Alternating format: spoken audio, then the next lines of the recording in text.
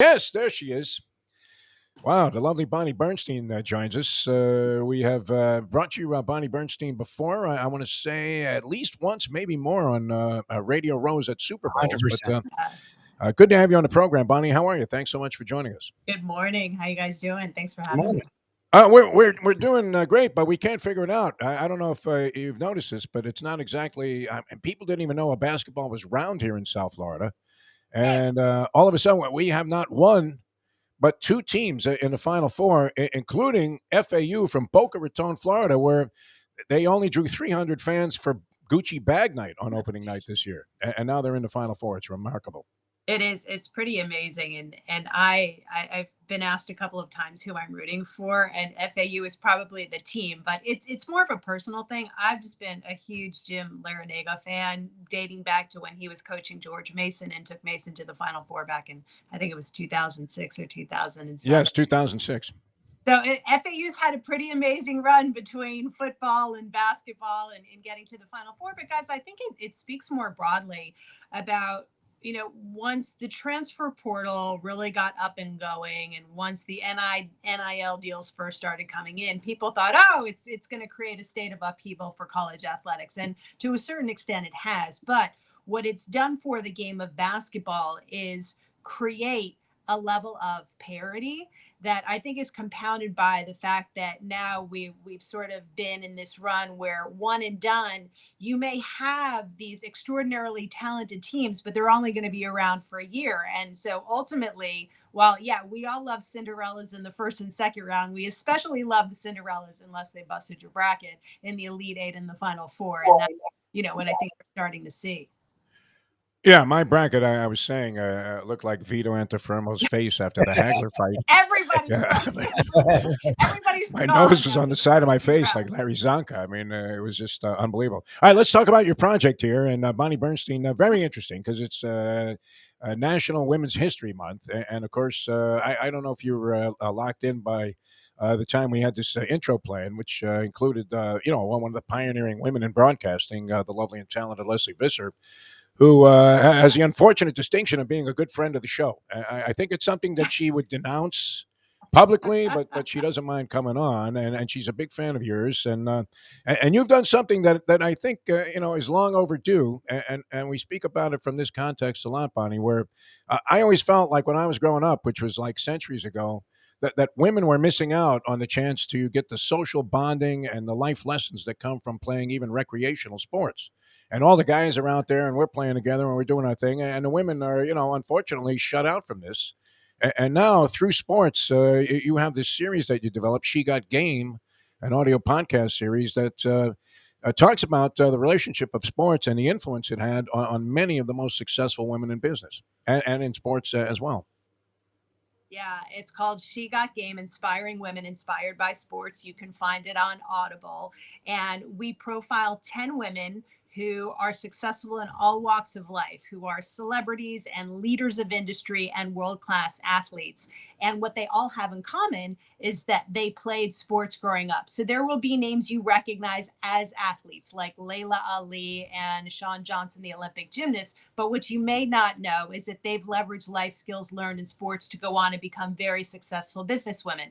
There are women like Chelsea Clinton and actresses Aisha Tyler and Folake Oluwapoyeku, who you know them for something else, but probably had no idea they played sports, and they share some of those stories. And then there are industry leaders, Amy Trask, who to date is the only female to serve as an NFL CEO, Danny Garcia, the only woman ever to serve as an owner of an entire league in the XFL, and y'all have a couple of XFL teams down in Florida, Sheila Johnson, the very first female Black billionaire who has ownership stakes in the Mystics and the Washington Wizards and the Washington Capitals. She broke the color barrier as the first cheerleader at the university, first Black cheerleader at the University of Illinois.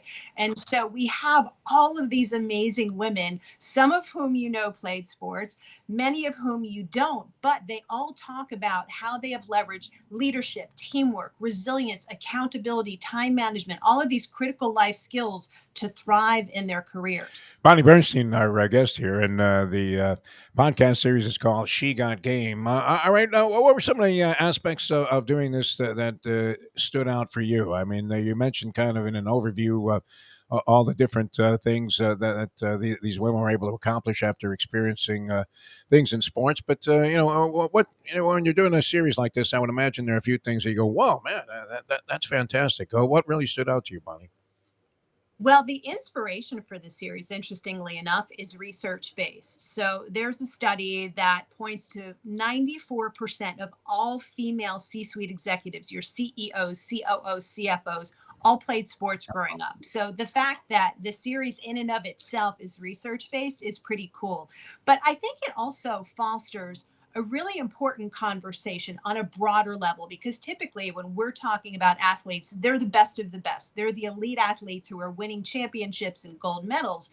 But these sorts of conversations speak to the power of sports on a broader level. And for all of the girl dads out there who are listening this morning, what it does is it enables you to have a different type of conversation with your daughters about sports, because inevitably, if your daughter's competitive, she's going to want to win championships. She may want to get a scholarship. She may want to play professionally, and those opportunities may or may not be there. And what the stories these women share enable you to do as a girl dad and as a girl mom is to say, hey, play as long as you can. You may not be able to achieve your number one, number two, number three goals, but what you learn through sports will propel you to success in life. And I guess the other thing is, as somebody who's sort of a type A who's been able to find success in a male dominated industry, every single one of these women have gone through it. They've been told they can't, they shouldn't, their ideas are too big, they're rocking the boat,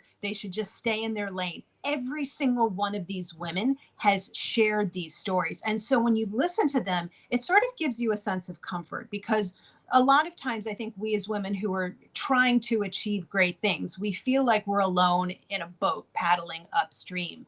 And and honestly, there were some challenges in getting the series done. And just by sitting with these women, it gave me the inspiration and it gave me the comfort of understanding that I'm not alone in anything that I'm doing. Wasn't and I was gonna go a different lane with my question until you said that last part, because what's been cool about having Leslie Visser on literally over the years to the point where she texts us complaining about the stupid things we're saying, is that she peels the curtain back to some of their, yes, her struggles early are documented because she's Leslie Visser, but there are also a lot of things that we've been privy to that she didn't talk about. And I talked with Lisa Guerrero a few months ago. I'm sure you, who were in the early part of women really taking over, really finally saying, look, we belong here.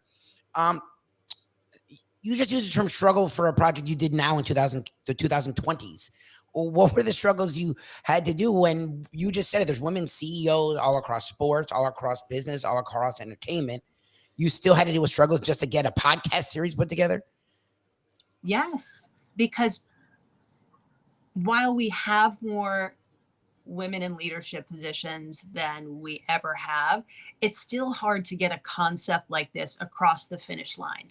Because when you're pitching podcasts or any sort of content ideas, the folks who are making the decisions are thinking, okay, how broad of an audience can we reach with this?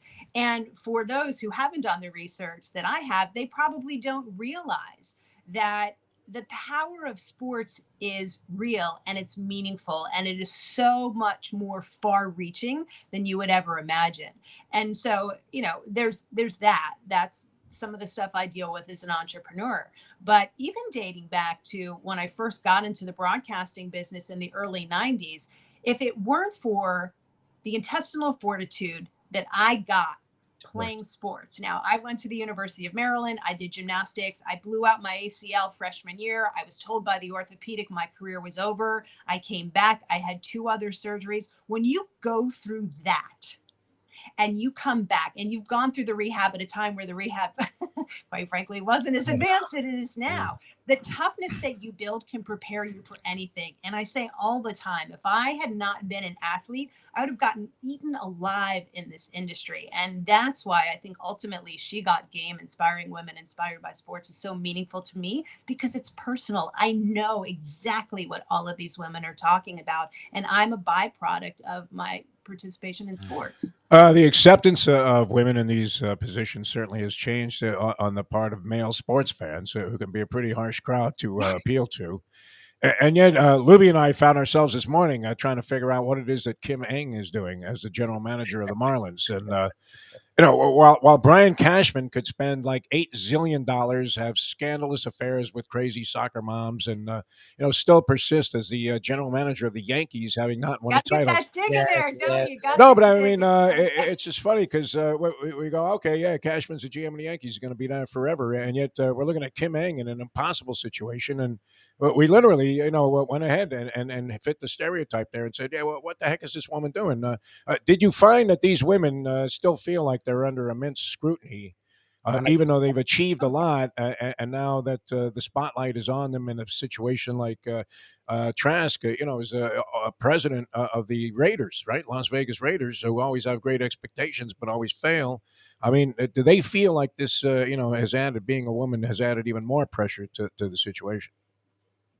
Well, for Amy's a bit of a unique situation because Amy never thinks and has never thought about gender. But you have women like Sheila Johnson who spoke very openly about. So Sheila, as I mentioned, she's the first female Black billionaire. Sure. She was co-founder of BET, sold it, and now is the only woman in sports to have ownership stakes in 3 professional sports teams.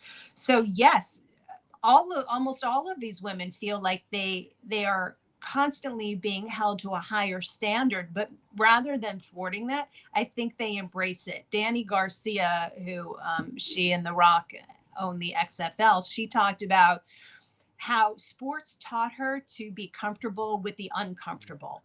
And that's just, it's a bit of a profound concept. But if you think about it, if you train your brain to understand and embrace the fact that you are going to be, as Danny said, face in the wind, and you've got nobody blocking for you. If you can prepare yourself for that, all of the outside noise, the haters, the doubters, it doesn't really matter because you get up in the morning with the conviction that you are moving in the right direction. So, and then we also have some of our younger guests like Shawn Johnson, the former Olympic gymnast, and she talks a lot about, just by virtue of what we deal with as gymnasts, how to shatter that sort of expectation of ourselves that we have to be perfect. And Shawn spoke a lot, which I think some of your younger listeners might resonate with, in conversations the parents have with their kids about social media, and how when you get on Instagram, everybody looks perfect. And so there's the pressure to make yourself